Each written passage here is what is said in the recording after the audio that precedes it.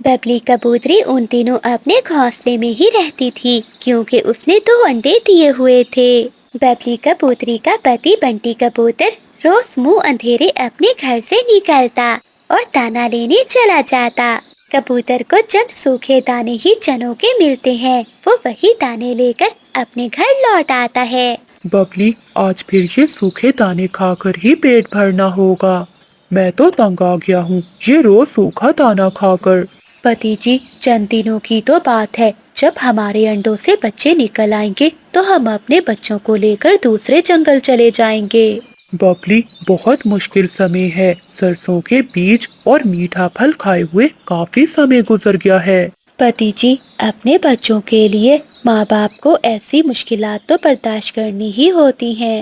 फिर वो पति पत्नी सूखे दाने खा लेते हैं। रात हो जाती है और वो दोनों पति पत्नी अपने घर में सो जाते हैं। अगली सुबह हो जाती है। बबली कबूतरी अपने पति से कहती है, कबूतर जी, आज जरा जल्दी लौट आना, मैंने 2 दिन से पानी नहीं पिया। आज शाम मैं नदी पर जाऊंगी पानी पीने। भोजन मिलेगा तो फिर ही आऊंगा। तुम क्या जानो कि भोजन कितनी मुश्किल से मिलता है। फिर कबूतर चला जाता है। कई दिनों से पति जी पहले जैसे नहीं हैं। हर समय उदास उदास ही रहते हैं। कबूतर उड़ता उड़ता दूर जाता है और फिर वो एक पेड़ की डाल पर बैठ जाता है। बहुत हो गया, आज तो मैं कोई मीठा फल ही खाऊंगा। मुझे जाना होगा। मुझे मीठा फल खाने के लिए दूसरे जंगल जाना होगा। ऐसा सोचते हुए बंटी कबूतर दूसरे जंगल चला जाता है। वो जंगल बहुत सुंदर था।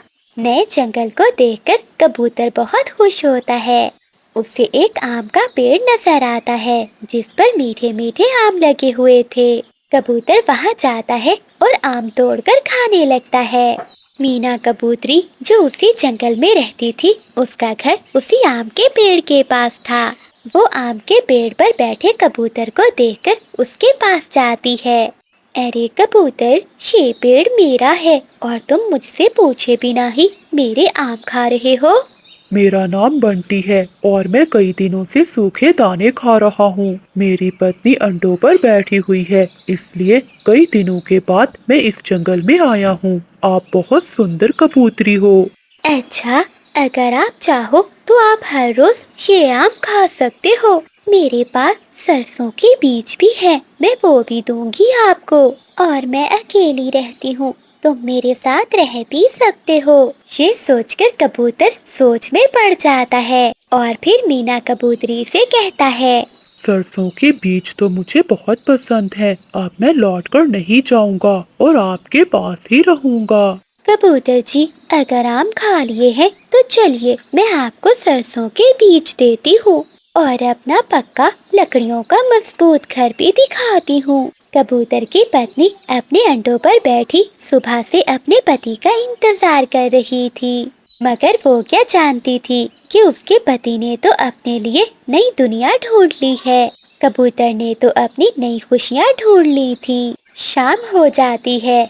जब शाम तक कबूतर लौटकर नहीं आता तो बबली कबूतरी अपने घर से निकलती है और नदी से पानी पीने चली जाती है। वो नदी से ठंडा पानी पीती है और उसकी जान में जान आती है क्योंकि आज उसने 2 दिन बाद पानी पिया था। मुझे लौटकर अब अपने घर जाना होगा। अब तक तो पति जी लौटकर आ गए होंगे।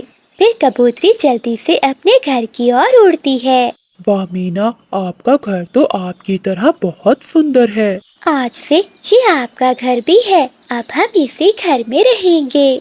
मेरी पत्नी आप जैसी सुंदर नहीं है। अब तो मेरे अंडे से बच्चे भी निकल आएंगे। मैं इतना काम नहीं कर सकूंगा। मैं आपके पास बहुत खुश रहूंगा। क्या आप मुझे तो छोड़कर नहीं जाएंगे?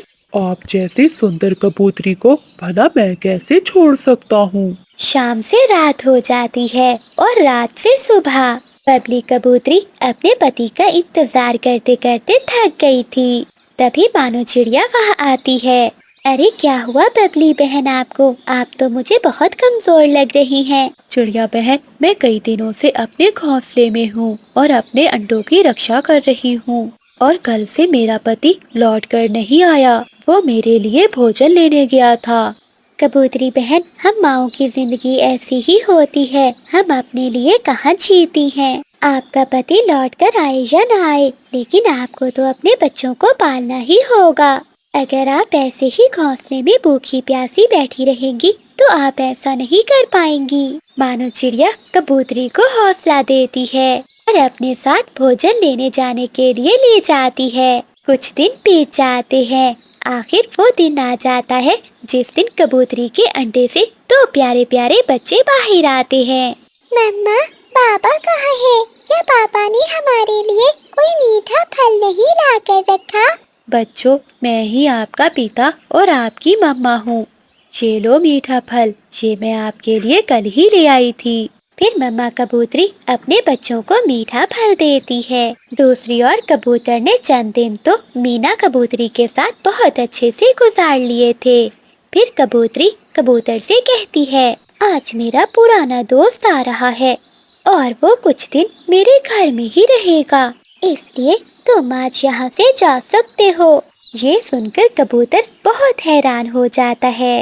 मगर मीना, मैं भी तो तुम्हारा दोस्त हूँ।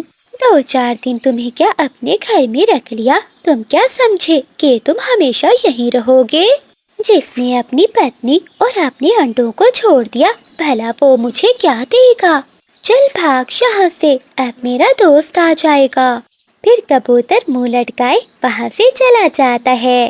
वो सोच रहा था कि अब वो कहाँ जाए। फिर उसे अपने अंडों का ख्याल आता है और वो अपने घर की ओर लौट जाता है। कबूतरी ने नदी के पास अपना एक नया घर बना लिया था। वो अपने बच्चों के साथ बहुत खुश थी, क्योंकि नदी के पास पानी भी था और खाने के लिए फल भी। कबूतर जब अपने घर लौटता है तो वहाँ कुछ भी नहीं था। अपने अंडों के खाली छिलके देखकर वो रोने लगता है और अपने किए पर बहुत पछताता है। वो बहुत रोता है, मगर अब समय लौटकर नहीं आने वाला था। कबूतर को चुप करवाने वाला अब कोई भी नहीं था। चंद दिनों की खुशी के लिए और चंद दिनों की मुश्किल से बचने के लिए उसने अपने परिवार को खो दिया था। कई दिनों से जंगल में लगातार बारिशें हो रही थी। मानो चिड़िया अपने घर में बैठी अपने बच्चों के लिए गरम गरम पकोड़े बना रही थी। तभी चीकू तोता चिड़िया के दरवाजे पर आता है। उसके पास एक टोकरी थी। चीकू तोता चिड़िया के दरवाजे पर दस्तक देता है। तभी मानो चिड़िया दरवाजा खोलती है। अरे चीकू भैया, आप अंदर आ जाएं। नहीं नहीं मानो बहन, मुझे वापस जाना है। मैं तो ये अंगूर देने आया था। मेरे बाग में अंगूर पक चुके हैं। मैंने सोचा कि बच्चों को दे आता हूँ। तोते भैया, आपका बहुत बहुत धन्यवाद, जो आप हमारा इतना ख्याल रखते हैं। रुकिए, ये मैं अभी आती हूँ।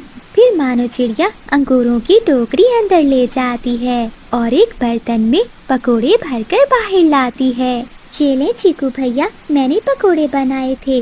चिंकी बहन को पकोड़े बहुत पसंद हैं।